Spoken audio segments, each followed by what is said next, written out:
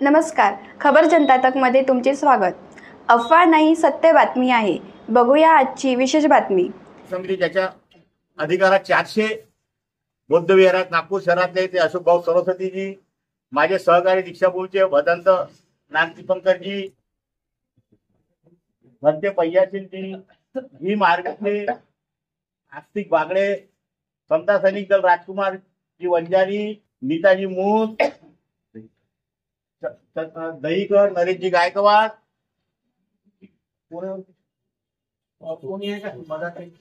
जे नावं दिले आहेत ते सर्व उपस्थित आहेत।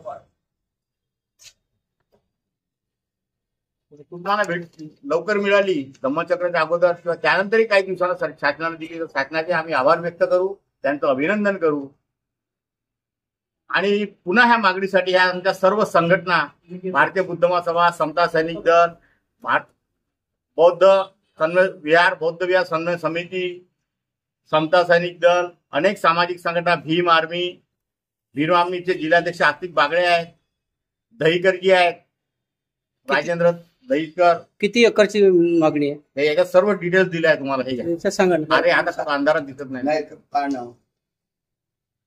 पूर्व मेट्रोचे ऑफिस जे आहे ना ते उत्तर आहे, ते उत्तर आहे।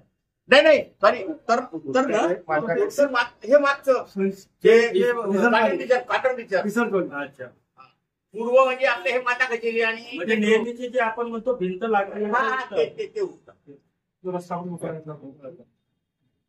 पूर्व विभागाच्या 2 जण आतापर्यंत सरकार हे सांगत होती की हे केंद्राच्या अंतर्गत येते म्हणून आम्ही देऊ शकत नाही, असं काही म्हणणं होतं का?